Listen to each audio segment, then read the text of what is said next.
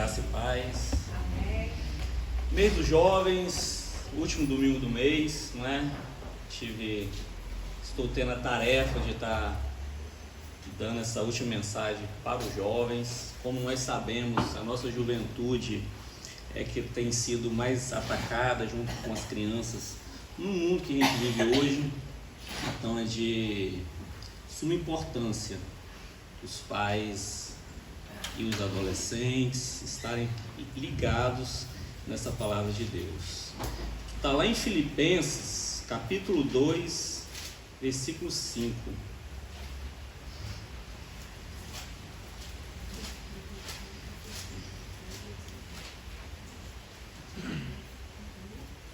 Filipenses, capítulo 2, versículo 5.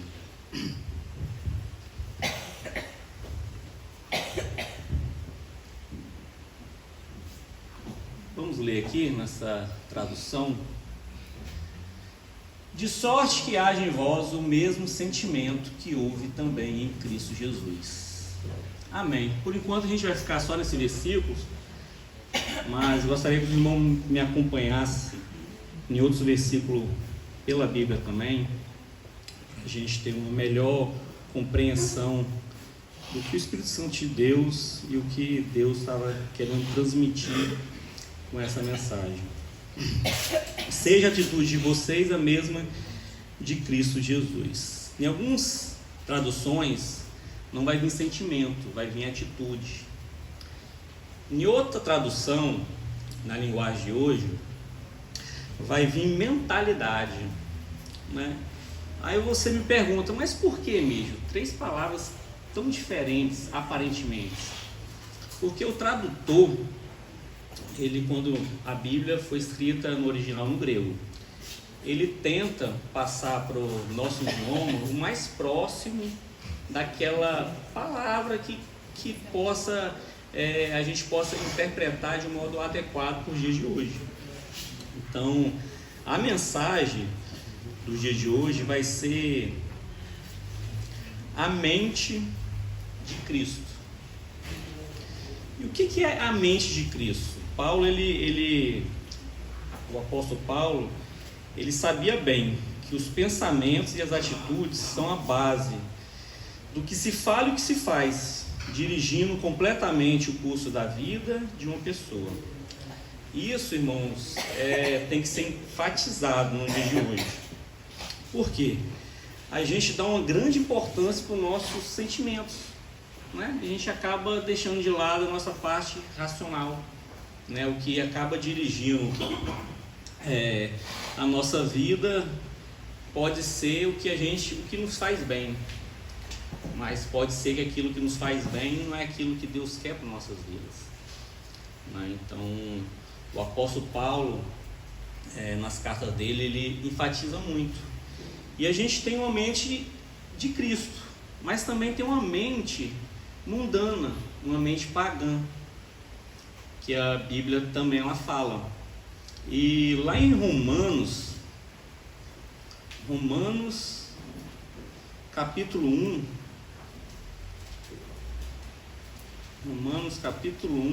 a partir do versículo 18, Paulo ele faz uma exposição completa do que é uma mente corrompida, uma mente que está desviada dos propósitos de Deus, uma mente que escolheu se afastar de Deus. E ele vai dizer assim: porque do céu se manifesta a ira de Deus sobre toda a impiedade e injustiça dos homens, que detêm a verdade em injustiça. Repassando. Porquanto o que tem de Deus se pode conhecer, nele se manifesta, porque Deus lhe o manifestou.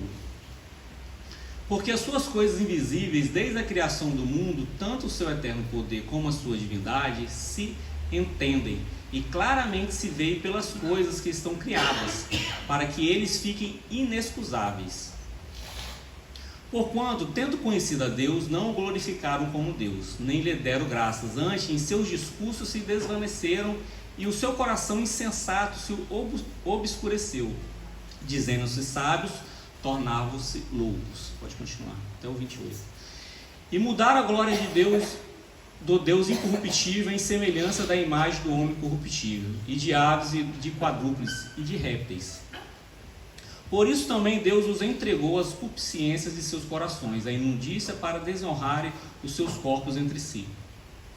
Pois estes mudaram a verdade de Deus em mentira, e honraram e serviram mais a criatura do que o Criador, que é bendito eternamente. Amém. 25 nós paramos, né? Por causa disso, Deus o entregou às paixões vergonhosas, até suas mulheres trocaram suas relações sexuais naturais por outras, contrárias à natureza. Da mesma forma, os homens também abandonaram as relações naturais com as mulheres e se inflaram de paixões uns pelos outros. Começaram a cometer atos indecentes, homens com homens, e receberam em si mesmos os castigos merecidos pela sua perfeição. Além do mais, visto que desprezaram o conhecimento de Deus, ele os entregou a uma disposição mental reprovável para praticarem o que não deviam. Aqui no último versículo que a gente leu, está claro, entregou a uma disposição mental reprovável. O que Paulo está querendo dizer aqui? Paulo, ele era um conhecido daquela cultura, um cidadão romano, ele conhecia bem a cultura dele, ele sabia bem o que ele estava falando.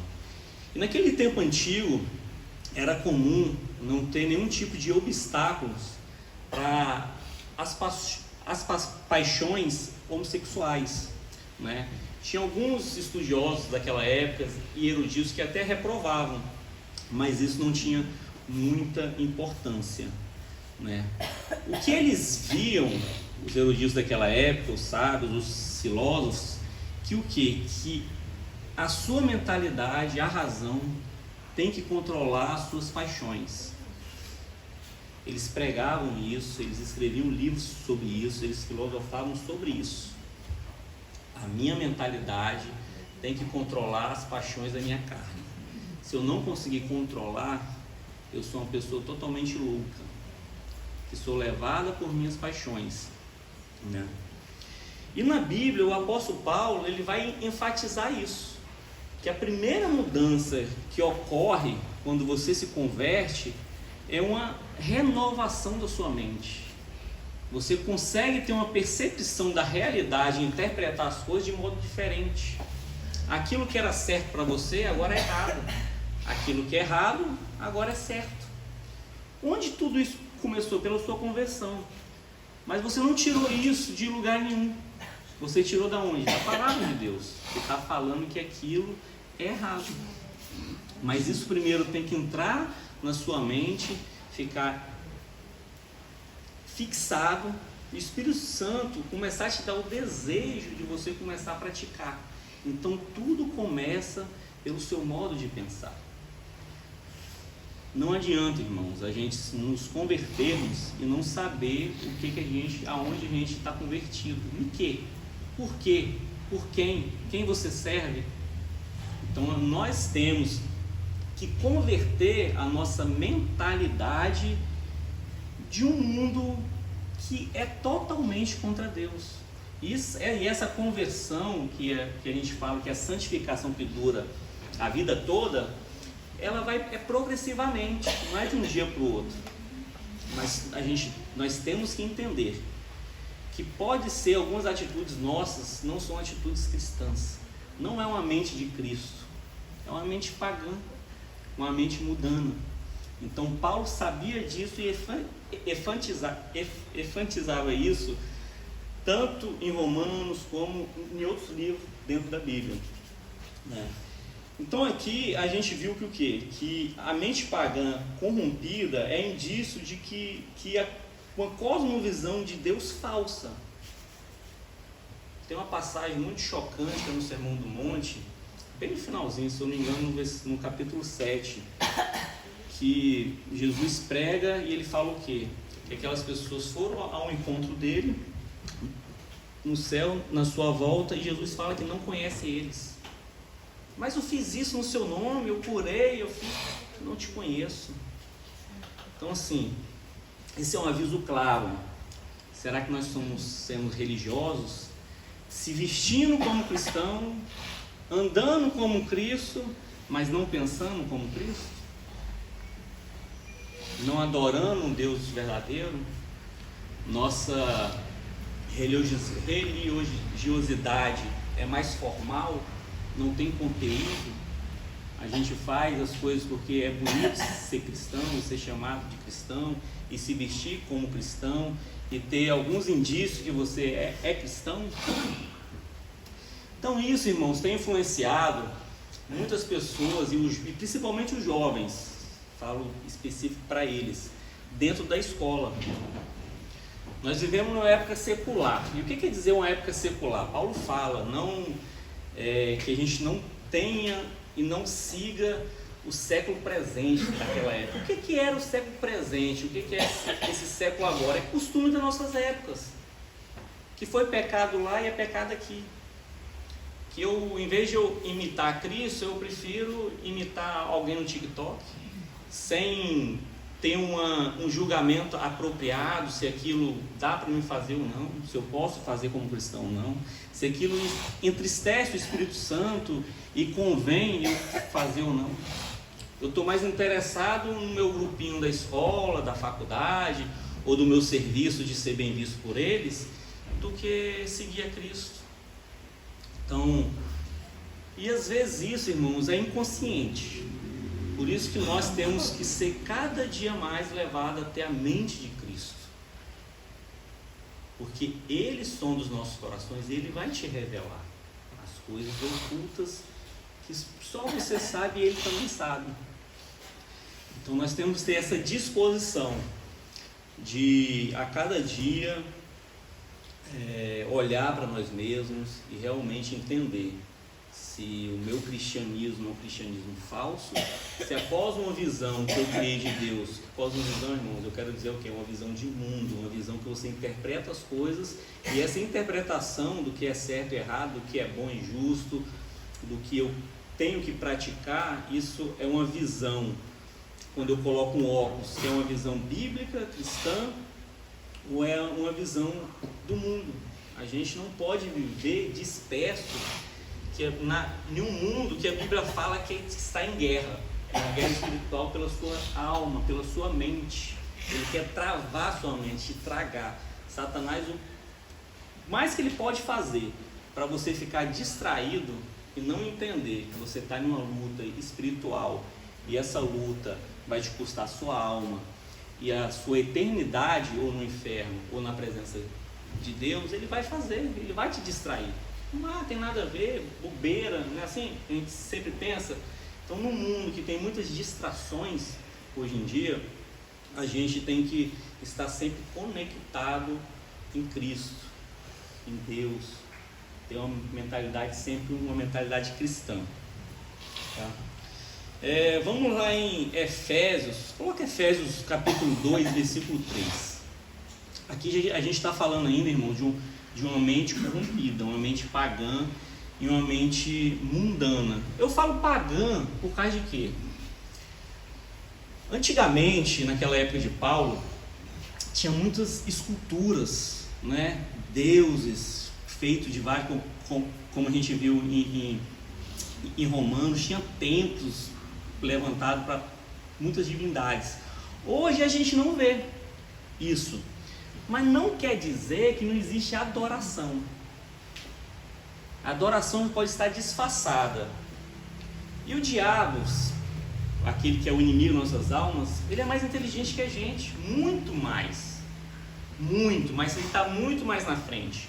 E ele engana a gente nessas coisas imperceptíveis que a gente não consegue enxergar. E só aqueles que têm uma mente cristã que começam a enxergar as coisas que na verdade são paganismo. Hoje a gente vê não vê muitas estátuas, mas você vê muitos estabelecimentos sendo construídos, na verdade, para a adoração do homem, a centralidade do homem. Por exemplo, esses dias eu fui no shopping, claro que é bom você ir no shopping, né? Vai no shopping, toma um sorvetinho, esse negócio, mas aquele ali é um símbolo do consumismo. Quando você vai ali, você vai para quê? Comprar. Nossa, cada coisa bonita, é roupa.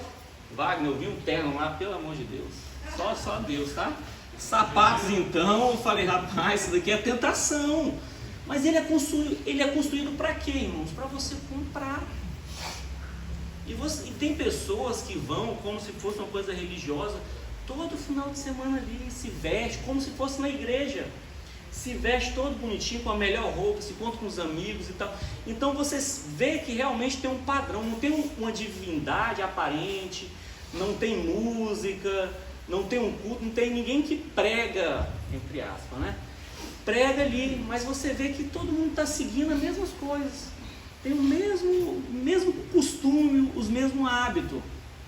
E é o que? É um louvor ao consumismo, ao desejo humano. Eu tenho que se deliciar aos prazeres da carne, do que Deus me deu, sorvete gostoso de baunilha. Que pecado tem? Tudo isso realmente, irmãos, não tem pecado. Não tem. Mas quando você começa a colocar uma importância na sua vida em primeiro lugar, e a sua confiança está no seu dinheiro, no seu emprego, ou na sua inteligência, na sua sabedoria, isso começa a ser seu ídolo. Oculto, ninguém vê, ninguém prega, porque hoje é muito bonito você ouvir as propagandas dizendo, coloca o eu para fora, você pode, você consegue, você tem muitos direitos. Você repara para você ver que é totalmente fora do que a Bíblia fala? É totalmente ao contrário. A Bíblia fala que o ser humano tem o seu valor, mas tem o seu valor em Cristo. A Bíblia fala que você é uma pessoa especial, sim, mas fala o outro lado também, que você é uma pessoa totalmente corrompida. Seu coração está totalmente fora da vontade de Deus. E só pela graça dele, você pode ser salvo, você pode encontrar a felicidade mesmo no meio da angústia. Então, lá em Efésios 2, versículo 3, está escrito: entre os quais todos nós também antes andávamos nos desejos da nossa carne, fazendo a vontade da carne e dos pensamentos, e éramos por naturezas filhos da ira, como os outros também. Isso é um versículo claro. Paulo fala tanto de carne, tanto de pensamento.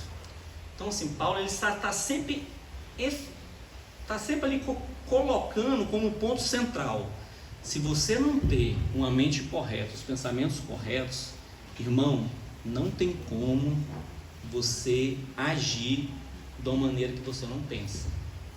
Não tem como você ser bondoso se você não sabe o que é bondade. Não tem como você ser caridoso se você não saber o que é uma caridade cristã. Não tem como você ser um pai bom para o seu filho se você não conhecer o pai que está nas Escrituras.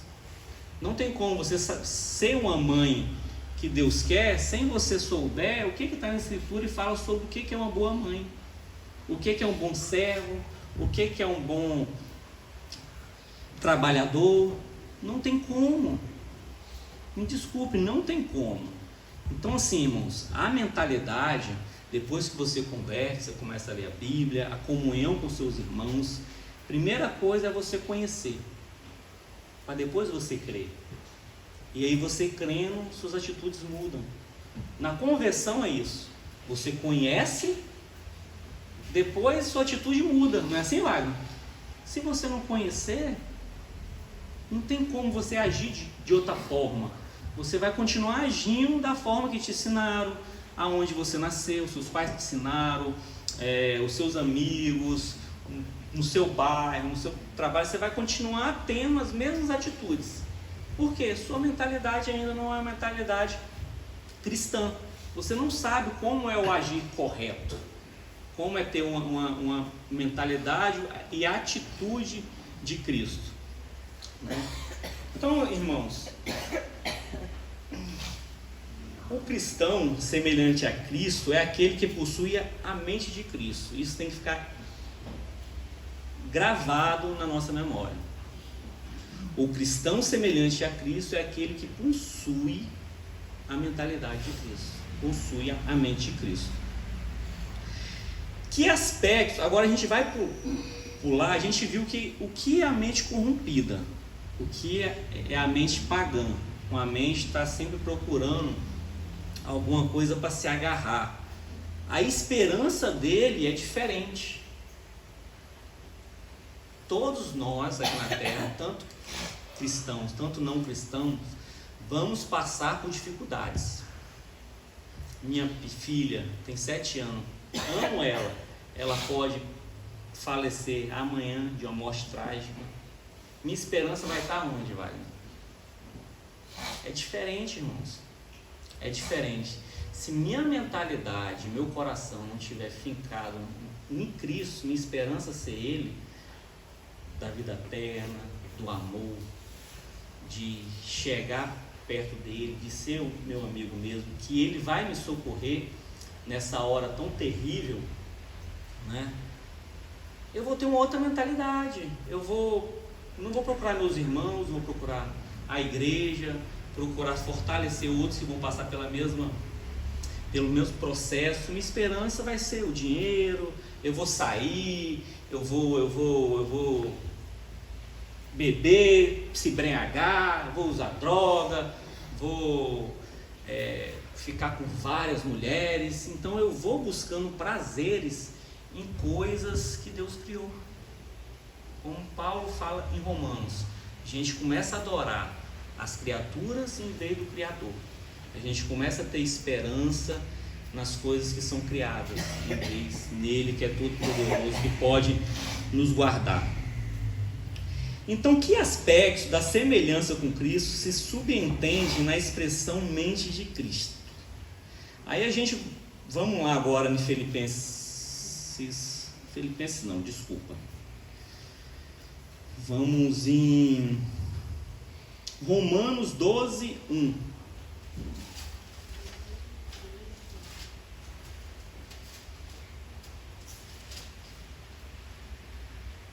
Aquela ali é outra tradução, irmãos, mas não muda o contexto aqui não.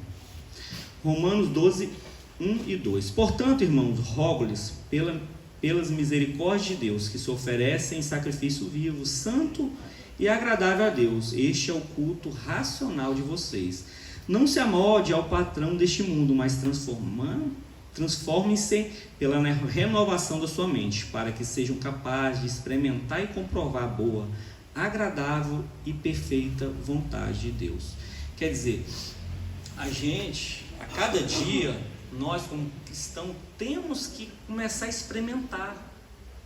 E como que a gente experimenta isso? Se achegando à Bíblia, estudando, a gente tendo comunhão na nossa escola dominical, que eu tenho certeza que é muito boa para todos aqueles que estão vindo.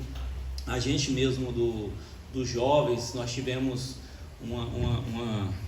nas últimas aulas que a gente teve, a gente entrou em outro assunto agora, mas no último era o cristão e a universidade. A gente viu muito sobre cosmovisão, como as universidades, como o mundo, como os professores, eles tentam desviar o jovem de tudo quanto é maneira. A gente a todo momento, irmãos, lá fora a gente está sendo bombardeado por mentalidade secular, mentalidade diabólica, parecida aparentemente em alguns discursos com a mentalidade cristã, com o discurso cristão, mas as raízes e o desfecho disso não é. É uma mentalidade centralizada no homem, sempre no homem. Então a gente tem que tomar muito cuidado com isso. Então, assim, irmão, que aspectos da semelhança com Cristo se submetem à expressão mente de Cristo? Na carta de Filipenses, descobrimos que são 3 os aspectos semelhança com Cristo subentendido na expressão mente de Cristo. Vamos lá no primeiro aspecto, que está lá em Filipenses 4, 6 e 8. Versículos 6 e 8. Filipenses, capítulo 4, versículos 6 e 8. Não andem ansiosos por coisa alguma, mas em tudo, pela oração, súplicas e com ações de graça, apresente seus pedidos a Deus. E a paz de Deus, que excede todo entendimento, guardará o coração e a mente de vocês em Cristo Jesus. Então aqui, irmãos, a gente faz um paralelo uma mente secular, uma mente que está totalmente corrompida. A nossa esperança, os nossos anseios, as nossas súplicas de oração, aqueles dias que a gente está ansiosos pelos dias de amanhã, a gente tem que entregar a Deus, que é dono de tudo, Ele é dono do tempo. Por que a gente fica tão ansioso?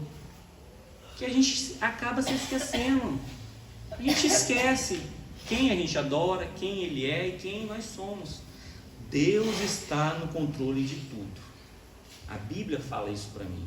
A única coisa que eu tenho que entender e colocar na minha mente, no meu coração, é que Ele vai tomar conta de mim. Mesmo naqueles momentos mais tristes da nossa jornada aqui na Terra, Ele é todo poderoso para tomar conta de todos nós. Mesmo a gente não sabendo e não tendo sentido as coisas que acontecem na nossa vida, Ele sabe. No final, tudo vai ser revelado. Aí no final, irmãos, depois daquelas batalhas, todos falam, eu não sei porque eu estou passando, Deus. Será que o Senhor me abandonou? No final vai ser tudo revelado. E você vai entender por que você passou o que passou aqui na Terra. Que às vezes a gente tem muito aquela expressão, né? O que você colhe, você planta. Mas existe isso na Bíblia? Não. É um ditado popular. Ditado popular. Às vezes a gente vê pessoas a vida todinha fazendo mal, roubando. Político, então, Deus me livre, né? Corrupção, mentira. O cara fica velho, o cara não morre, vive 90 anos, 100 anos. Melhor plano de saúde que tem aqui no Brasil, eles têm. Por quê? Porque a gente paga os impostos, aí eles pegam e tem tudo para eles. Eu estou falando assim, irmão, de forma geral. Claro que existem políticos muito qualificados, que são realmente bons e decentes e querem o bem comum. Mas na sua maioria, na maioria fazem com chavos. Não por causa de dinheiro, mas por causa de favores. Né? Então a gente pensa, não, aquele cara ali, ele vai pagar aqui na terra. O cara vive, morre bem ainda. Né? Tem filhos, tem tudo. E aquele cristão vive na igreja, é fiel, com dízimo, faz tudo certinho, né? Leva uma vida toda, um ótimo exemplo, morre pobre, às vezes problema na família, não tem plano de saúde. O que o cara fez? Ou não, ou está com 35 anos, a juventude, melhor emprego, sempre estudou, honesto e tudo, tem família, uma mulher linda, filhos, não sei o que, aí vai viajar, acontece um acidente, morre a família toda. Esse é o problema do mal, que muitos não cristãos sempre jogam na nossa cara, não é? Mas a nossa esperança está em Cristo, nossa esperança está na ressurreição, nossa esperança está, se Ele ressuscitou, nós ressuscitaremos com Ele. Não nas coisas ruins que acontecem aqui. Né? E aqui então a gente vê em Filipenses, Paulo falando para os irmãos de Filipe para que não fiquem ansiosos por coisa alguma, mas em tudo entregue suas orações e súplicas ao Senhor. Nossa esperança, dos aspectos da mente cristã é: nossa esperança está em Jesus Cristo. Vamos lá em Filipenses 2 agora. A partir do versículo 5, Paulo fala: seja a atitude de vocês a mesma de Cristo Jesus, que embora sendo Deus, não considerou que o ser igual a Deus era algo a que devia apegar-se, mas esvaziou-se a si mesmo, vindo a ser servo, tornando-se semelhante aos homens, e sendo encontrado em forma humana, humilhou-se a si mesmo e foi obediente até a morte, e morte de cruz. Paulo aqui, sempre quando ele envia uma carta, ele escreve, ele está lidando com alguns problemas que tem tido nas igrejas que ele passou. A gente tem que entender isso. Toda carta que Paulo ele envia tem alguns problemas específicos que ele está tratando, que ele ficou sabendo, né? Então um dos problemas nessa igreja aqui era o quê? é que os irmãos tinham uma desunião muito grande. Um superior ao outro, às vezes por causa de cargo, né? Às vezes tem muito isso na igreja, né?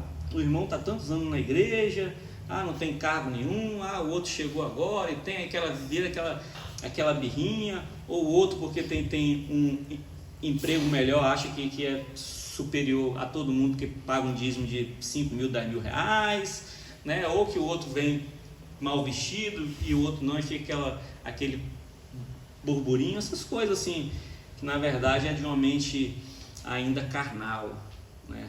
Uma mente ainda que não está livre de todo o pecado. E isso geralmente acontece, irmãos, tá? Briga entre pastores, entre dirigentes, por poder na igreja, professor de escolinha dominical, né, Vitória? Às vezes acontece porque nós ainda não fomos ressuscitados e tirado todo o nosso pecado. A gente tem que entender isso. Então Paulo aqui, ele está tratando isso de uma forma, e deu um exemplo aqui chocante.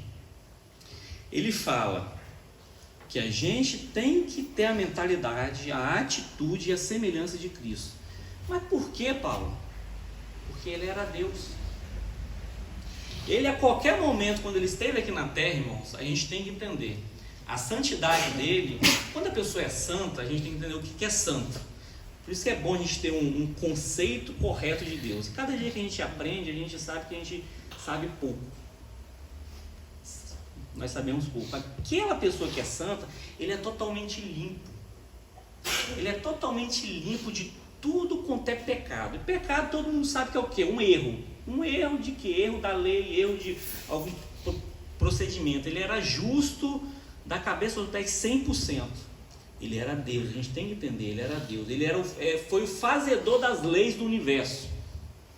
Ele era o Deus. Ele sabe o que é certo e o errado. E ele, por ser santo, e os fariseus entendiam disso, os estudiosos. Como pode ele andar com pecadores? Como pode um Deus que tem toda a sabedoria do mundo, ele sabe tudo. Tudo que a gente conhece, a gente vai conhecer, ele já sabe. Ele já sabe, Guilherme.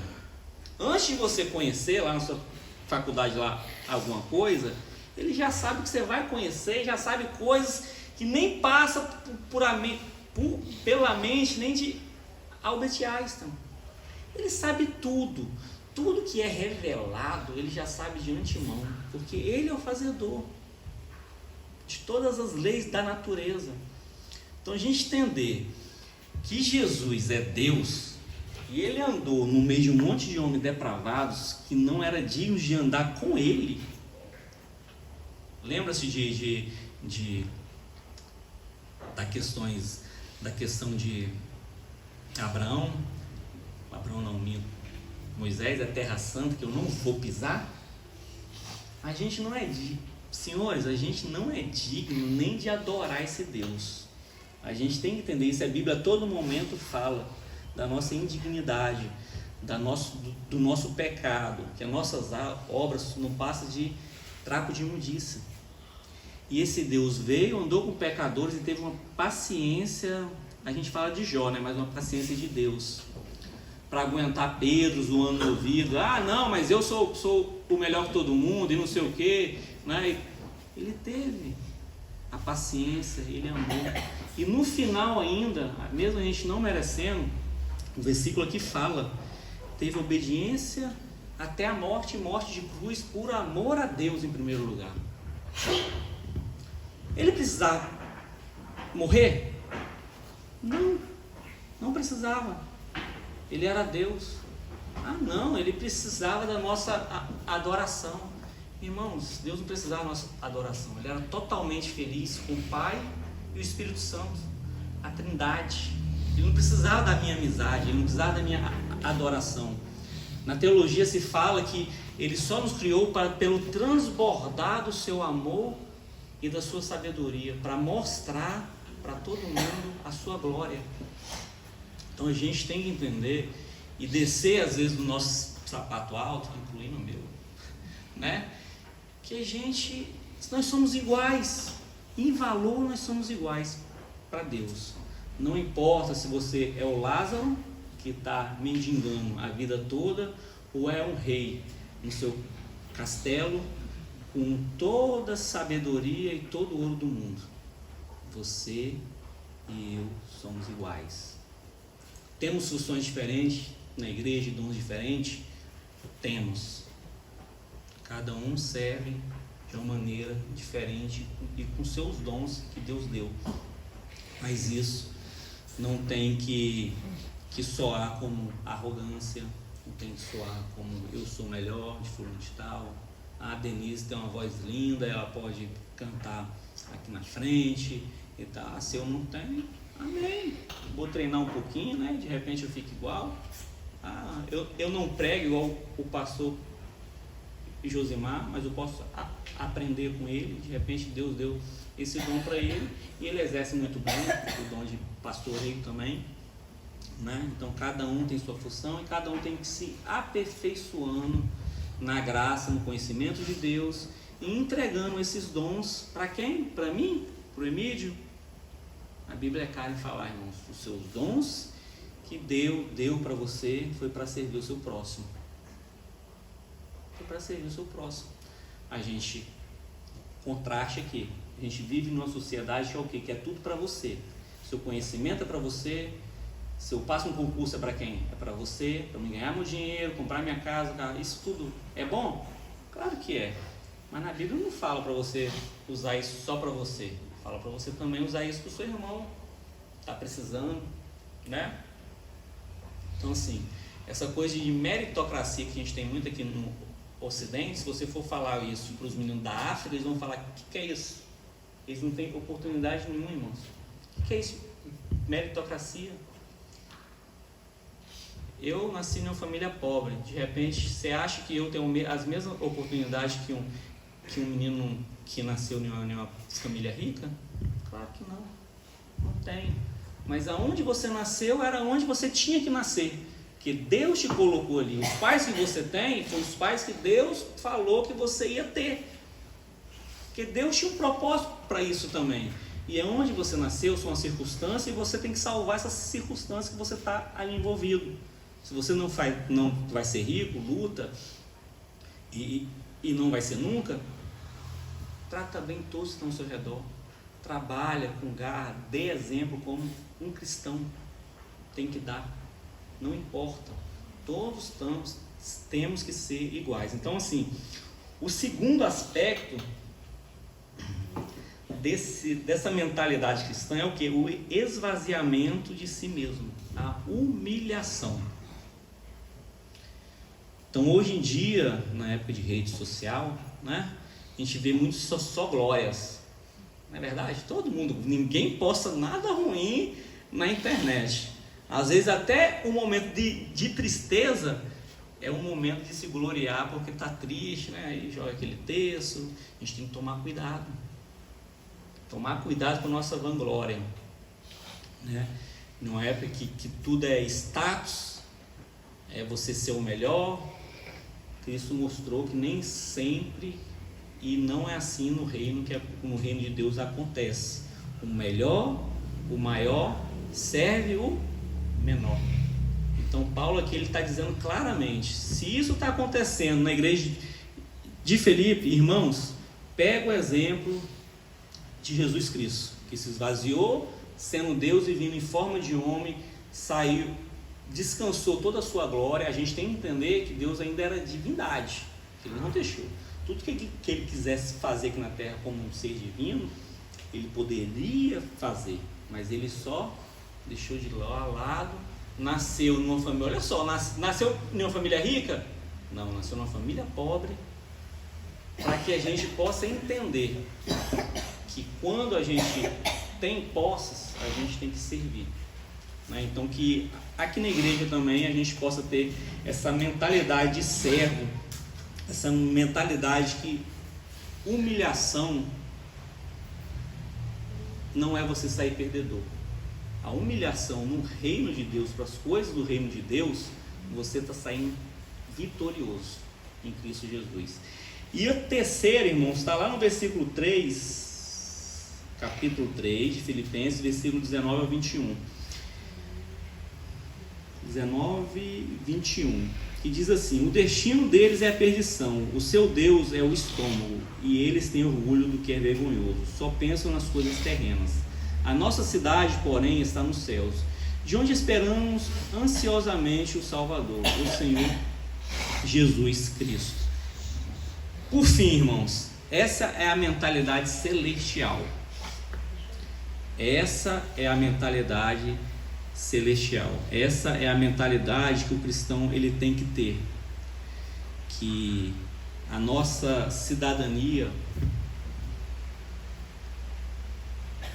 é no céu, não é daqui. Tanto que a Bíblia fala muito em embaixadores, não é? Embaixadores, né, Osés? O que eles fazem? Eles vão de outro país para outro representar aquele governante. Aqui nós estamos como representantes do reino de Deus, de um governador que reinará para sempre, e nós reinaremos junto com eles.